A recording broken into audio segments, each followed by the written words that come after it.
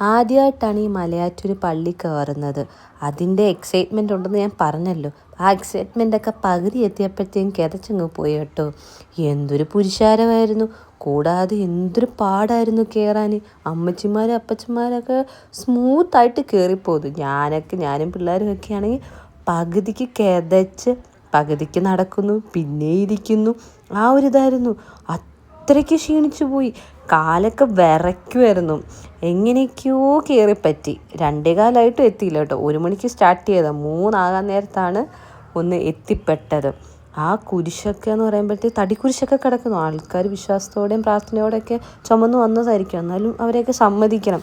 അങ്ങനെ നമ്മൾ മലയാറ്റൂർ പള്ളിയൊക്കെ കണ്ടു. കുറച്ച് നേരം അവിടെ റെസ്റ്റ് എടുത്തു. വല്ലാത്ത ക്ഷീണമായിപ്പോയി, വല്ലാത്തൊരു മലകയറ്റമായിപ്പോയി. അങ്ങനെ തോമസ് ലീഹയുടെ ആണെങ്കിൽ ഒരു കാൽപാദം ഉള്ളൊരു സ്ഥലമുണ്ട്. ശരിക്കും ഇവിടെ ഒരു കാൽപാദം ഉണ്ട് കേട്ടോ. അങ്ങനെ മലയാറ്റൂർ ഇനി ഇറക്കമാണ്.